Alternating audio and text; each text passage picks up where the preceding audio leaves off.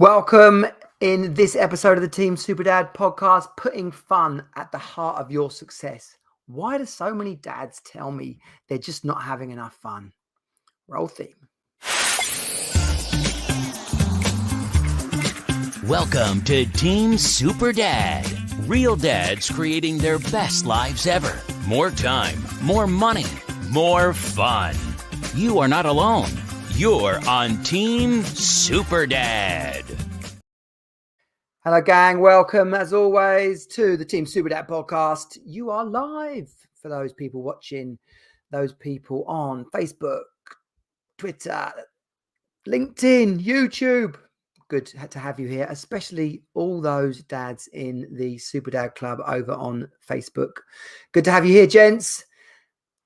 Following on, this is the final part of P for purpose in the Team Super Dad Power Code. It is the most important part as well. Fun. Can you do an F with a? Can you do an F with like the losers? I don't know. There you go. Fun.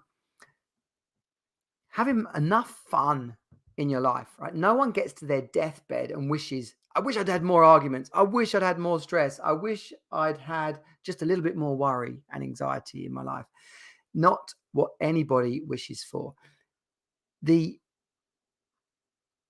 matter what level of success you've got, no matter how much times might be tough, the opportunity to see the lighter side of it, the Monty Python, always look on the bright side of life. It sounds like it's a pretty basic, of course, Johnny, that's obvious concept to have. But then people who are who are not having as much fun as they want, who are struggling, then it seems like a real far away objective, something that is literally out of reach. And curiously, it is often the more successful dads. Most of the Team Super Dad crew are business owning dads. A lot of them are single dads. So success isn't really the problem. It's about creating the life they desire, creating something where they feel fulfilled and that they feel actually in control of themselves. They feel positive about everything they're creating, their relationships, their work, and the amount of fun they're having. And so much of where success falls short is when you've got everything you thought you wanted, but then you turn around and you're just not enjoying it. That is a real kick in the nuts for so many men. If you've not joined us before, great to have you on board. If you are here and know a dad that will benefit from watching this, then feel free to share it with them. Or if they're listening to it on a podcast, feel free to share it with them. Team Super Dad, we are a motivated community of modern dads living with greater clarity, confidence, and conviction so that we can create the life we desire, not the life that we feel stuck in. Sorry about the weird lighting going on if you're watching. I sat here for about 10 minutes trying to fix it. And in the end, I thought, sod it. Like, there's plenty of... I watch a guy on YouTube. His reels, his shorts, they're watched by thousands and thousands of people. And they're appalling in terms of the setup. But actually, the content's pretty good. So, what's his name? Seth Godin.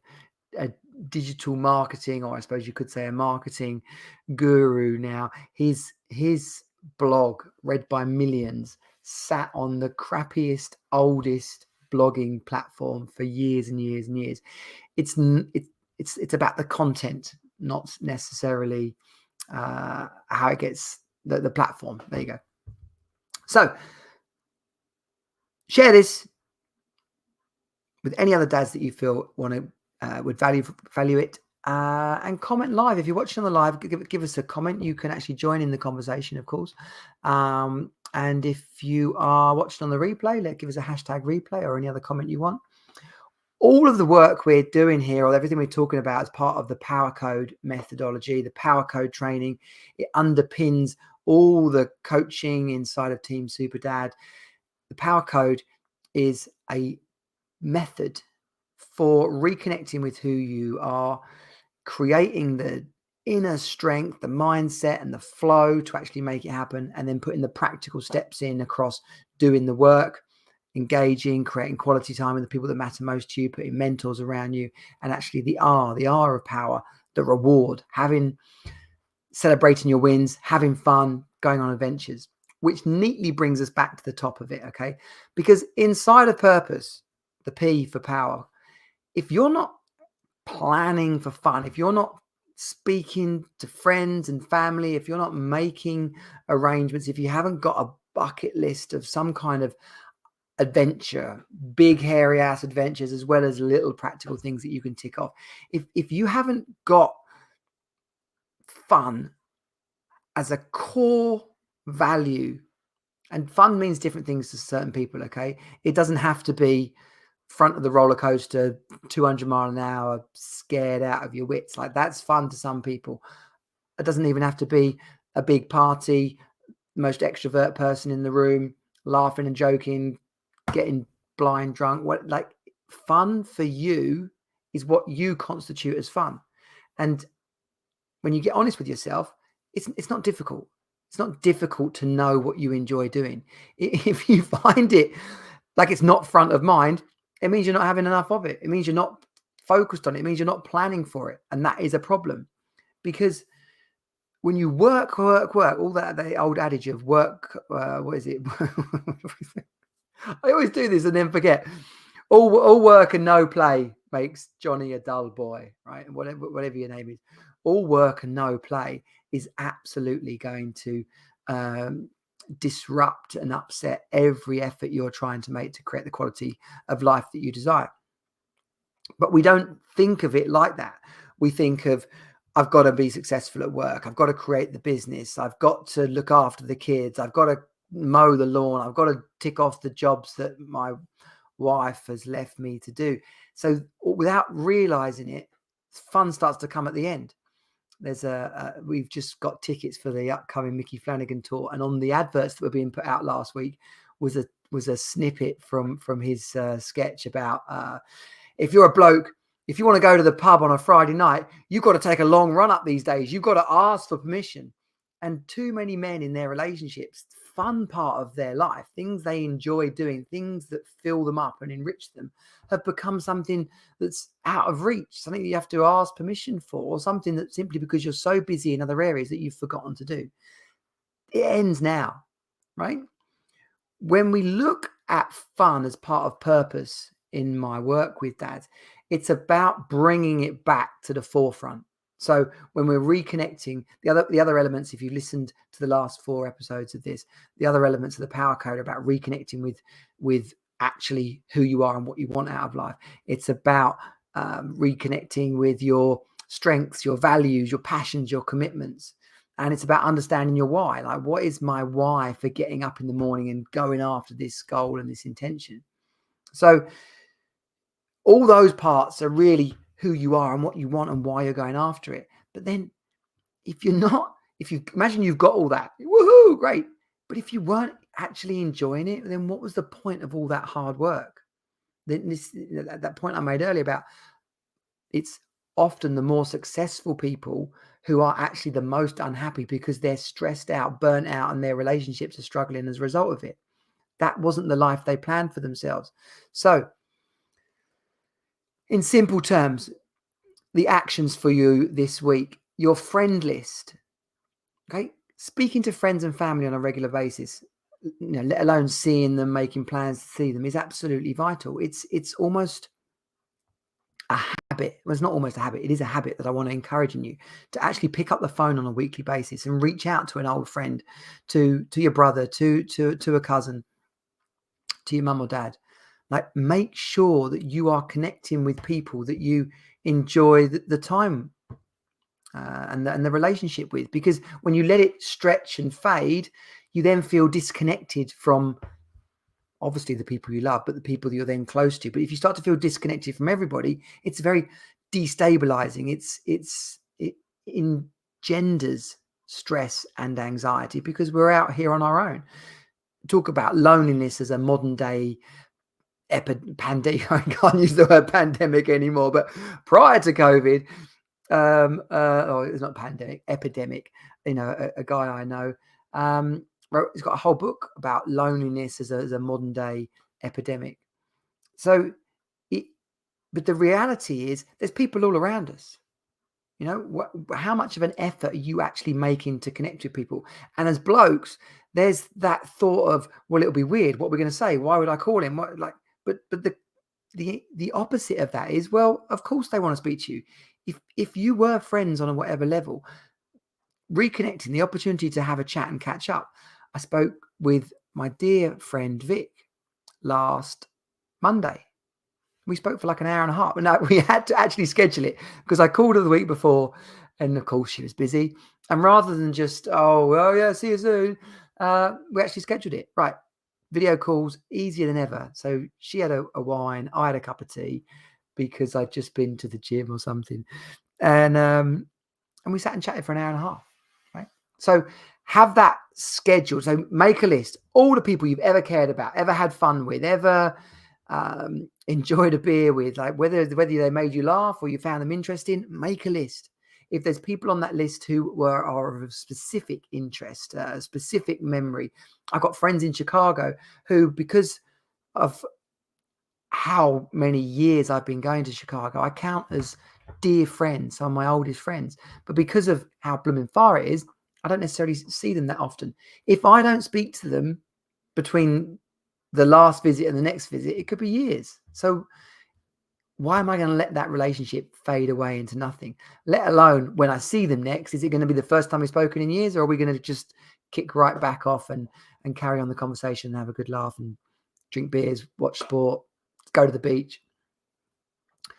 And then go back through that list and then start to asterisk them or put them into some kind of an order. It's not weird. Maintaining the relationships with the people you care about most is not weird, right? So make it happen. So speaking to them on a weekly basis, then make a plan for once a month to clearly socialize. It sounds like once a month, but as a minimum, once a month, make a plan to actually have a dinner party. Have dinner, happy around for dinner, play a game, go paddleboarding, go to the movies, go bowling, whatever it is. Bloody do something social with the people you enjoy spending time with.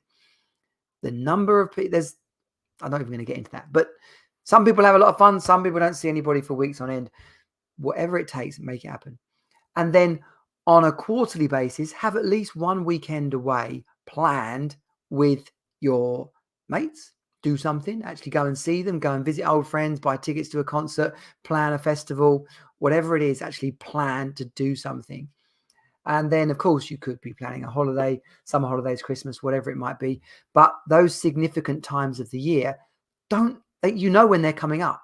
So don't be sat on your ass with nothing to do on bonfire night in the UK or Halloween, and of course, the obvious key dates in the year are Christmas, New Year, and blooming your birthday.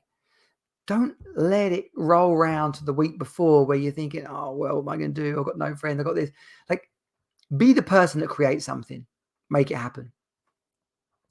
Next up, around fun inside of purpose, is the simple idea, the concept of a bucket list. Now, people, it goes through cycles of trends or I don't know, whether it ends up as a TikTok video or something nowadays, or people talking about it, some influencer.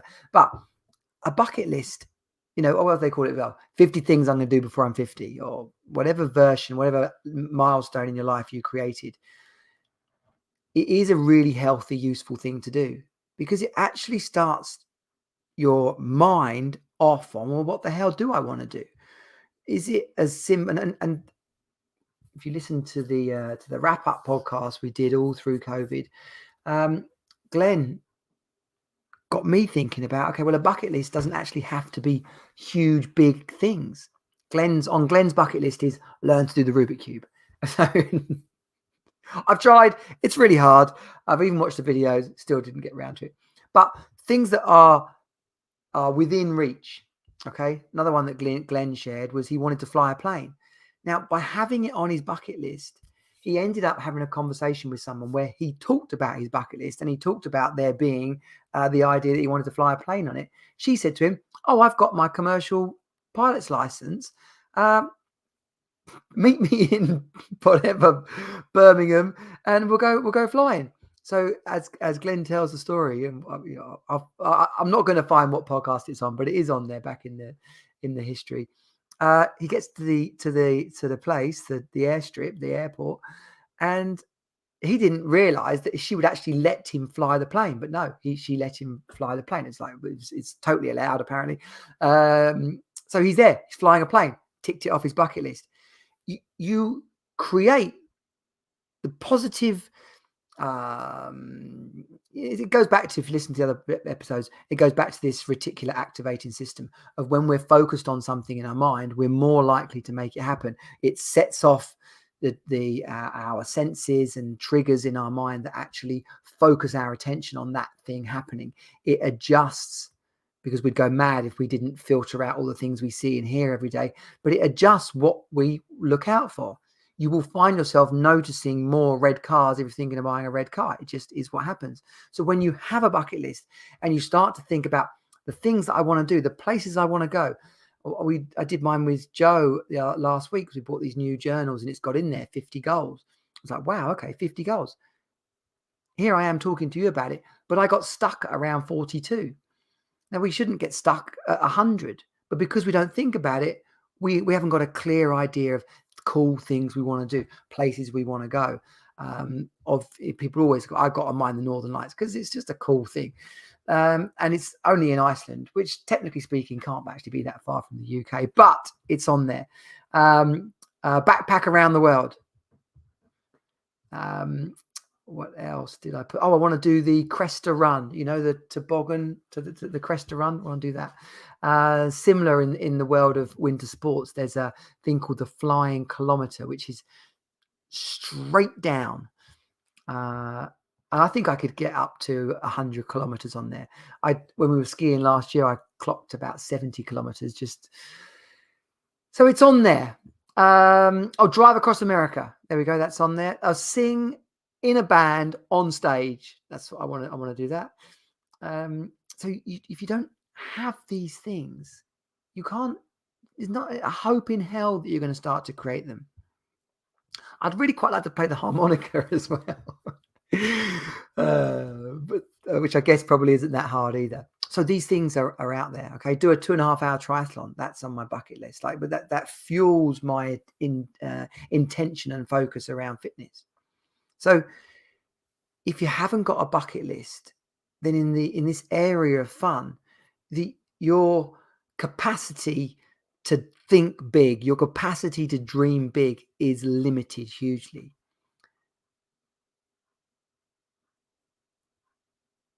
It's also, as a dad, by the way, a great thing to do with your kids. It's a fun afternoon. It's an interesting thing to talk about in the car. It's a good thing to talk about on a date or in a new relationship.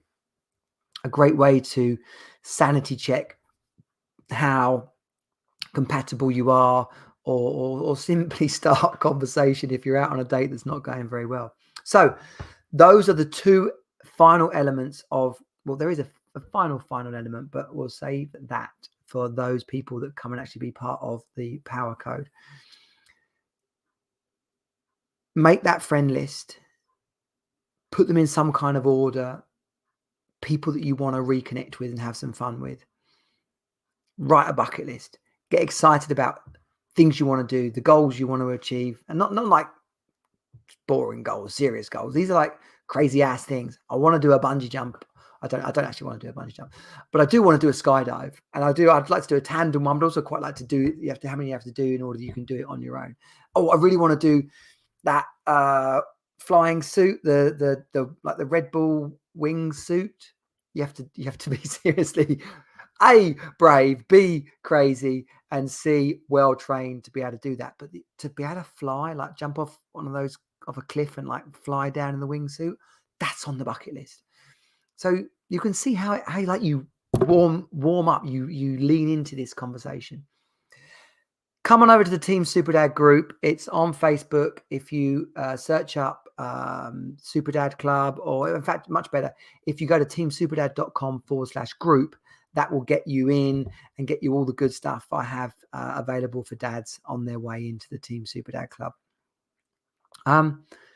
Thanks for joining me. share this conversation with your kids as well. It's powerful to let them know what you're up to. It gets them excited about their dad does cool things. Okay. And particularly in this conversation tonight, both things are, you can coach your own kids to actually do and to embrace. If you've enjoyed this, come on, leave a review if you're listening to the podcast, comment and share if you're watching on the live or on the replay. And I'll see you next week. Oh man, I haven't teed up the brand, the outro. It's been good to have you here. Team Superdad out. Bye. This has been Team Superdad. Find us at teamsuperdad.com. Join the program and create the best life ever for you and your children. You are not alone. You're on Team Superdad.